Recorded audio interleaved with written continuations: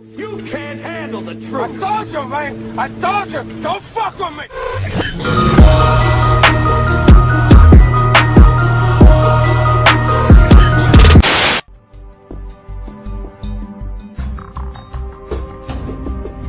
Growth hormone additives in plants to stimulate faster growth and more yields from Bayer and Monsanto are starting to make everyone go bald at a young age.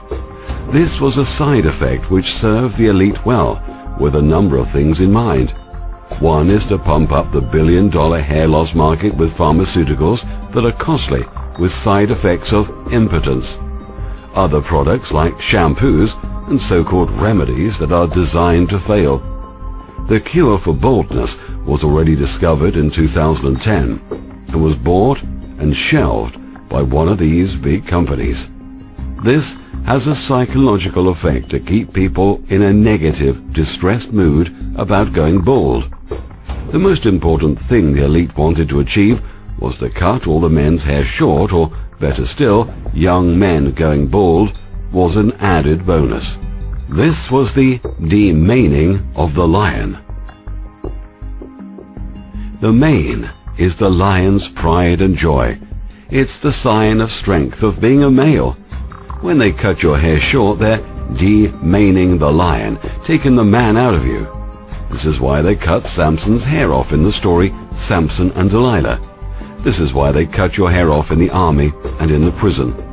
Now in modern times, all the males are cutting their hair short or completely bald.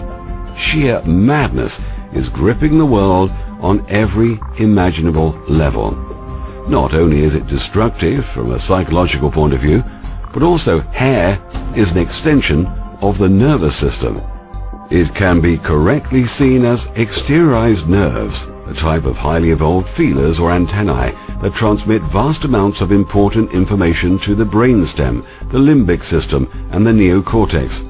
Not only does hair in people, including facial hair in men, provide an information highway reaching the brain, hair also emits energy, the electromagnetic energy emitted by the brain into the outer environment. This is scientifically well documented. Indians used to grow their hair long. People in the past grew their hair long. Let your kids' hair grow long. It's healthy.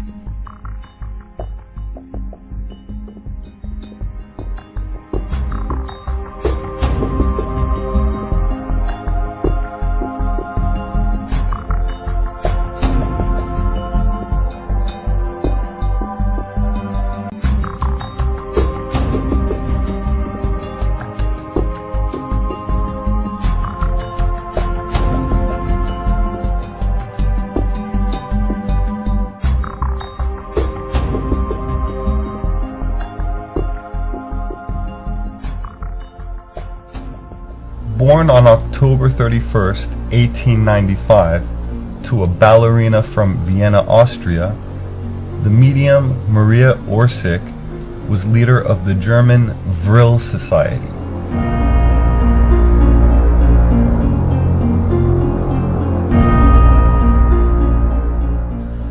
Dedicated to the study and practice of metaphysics and the occult, the Vril maidens did not cut their hair. They claimed that their long strands helped facilitate contact with beings from beyond and helped harness what they called Vril. Edward Bulwer Lytton's book, The Coming Race, published in 1871, described an advanced civilization that dwelled below the surface of the earth who had mastered this mysterious energy form called Vril. Helena Blavatsky, the foundress of the Theosophical Society, described Vril energy as an ether stream that could be transformed into a physical force. Ancient antediluvian civilizations were said to have mastered this universal life force, and that they guarded this knowledge, passing it through initiation into sacred mystery schools. The Chinese refer to it as Qi, the Hindu as Prana, the Japanese as Reiki. A more modern term for this universal life force is Orgone, which is defined as the basic building block of all organic and inorganic matter and is closely associated with sexuality. The term itself shares a root with the word orgasm. Coined by Dr. William Reich, orgone was seen as a massless, omnipresent substance similar to ether, and although mainstream science still does not acknowledge much else other than electricity and magnetism, Albert Pike once said that, and I quote, "There is in nature one most potent force, by means whereof a single man who could possess himself of it, and should know how to direct it, could revolutionize and change the face of the world." The Vril were focused not on political and monetary agendas, but on the other side, the hidden forces that power this reality. They were like the hippies of their own time. The Vril maidens did not cut their hair, because it helped harness Vril. Many other traditions and cultures have stated that long hair can help raise creative life force, which increases vitality, intuition, and tranquility. Hair is like a spiritual antenna. So this Vril energy has also been known as orgone, odic forces, and the astral light.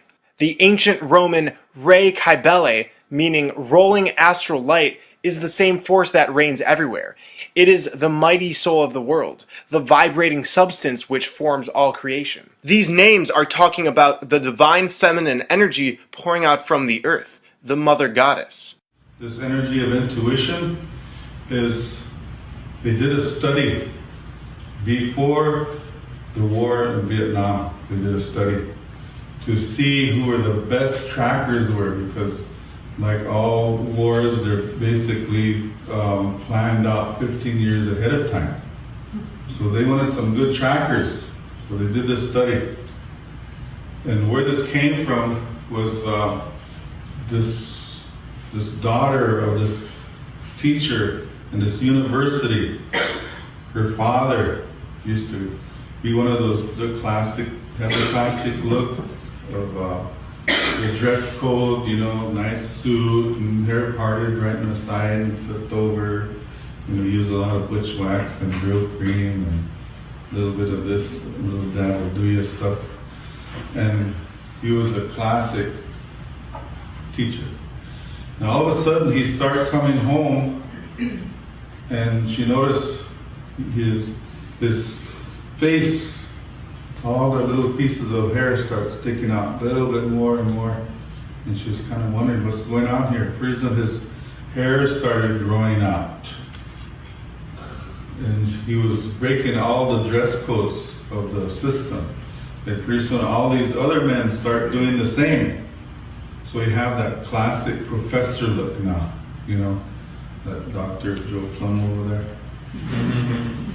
So you see the guys wearing big beards, they're up there talking, their hair is long, and there was a reason for that.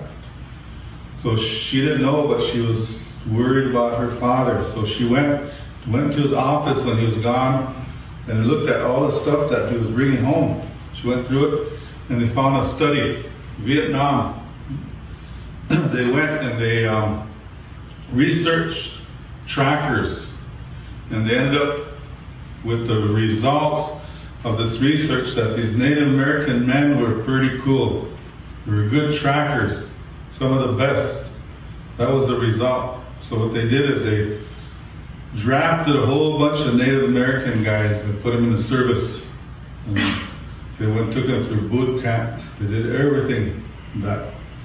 Then they went back to after basic training, went home, partied up, and they come back in to do the other training, the war games and things. So what they found out was that they couldn't do anything.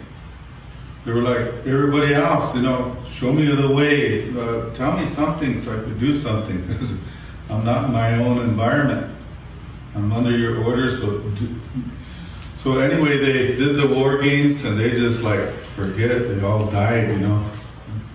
Nothing happened. And so when they went back, the officer saying, I thought you told us that these Native American people were good trackers. He said, yeah, that's true. That's what we found out. So So they're trying to say, okay, what's the difference? What happened here? What's going on here? And so they did a little study here. Okay, all these guys had hair before they went to service. So they went in there, they shaved it all off. So they said, oh, maybe that's the thing. Go back and do another research and find out, give us some good trackers. So when they came back with the research, the same thing, the same results was that these Native American men were good trackers. So what they did, they drafted a whole bunch of men in the service again. This time they didn't cut their hair. They didn't cut their hair. They let it go because it was an experiment. So when they did their basic training, they went out back home, they come back in, they did the war games, and they won every little game that ever was put up against them. And one of the things that they did was they had feelings. I would have this feeling something's going to happen. Let's go over here. And they would surprise their attackers. They would win these war games because they had their hair. So they came up with the result that your hair acts as little antennas out into the auric fields of others. And depending on your auric field, they'll gain a lot of information. So when the men, they come home with their short hair, they try to lie to their women. The women, they already know. You know, they feel it. They feel it strong. The men, they don't know. They don't know what's going on. They can't lie to the women. They can't get over on their women, you know. So, but if, I say that if if the man starts, they cut their hair, and they start getting forgetful. They forget their wife's birthday. They forget their anniversaries. They forget when to come home. They forget they're married. They get really forgetful. So when you start growing your hair is important. Your body hair will tell you. If your hair stands up in the back of your neck, what is that feeling that comes with it? Yeah, you turn around and run. If you get hair standing up on your arms, what is that? I see people say, hey, my hair's standing up. You know, confirmation, you know. So let your hair grow. And when the younger men, they started doing this, they started feeling this, and they started like revolting. I want my hair to grow. When you see old pictures of Native American ancestors, their hair was always long and lustrous, with not too many of the older people having gray hair. As a people, Native American ancestors saw their hair as a part of their identity.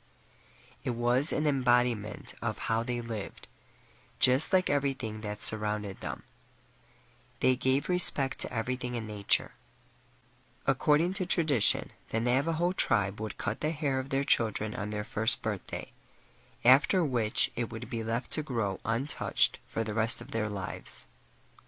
Since there was so much spiritual value placed on their hair, they would only cut it during times of mourning or life-changing events. To maintain their long, thick hair and to encourage vigorous growth, wild herbs were harvested and used in infusions, oils, and ointments to soothe scalp wounds or irritations, to strengthen and add brilliance to their hair shaft, and to prevent thinning.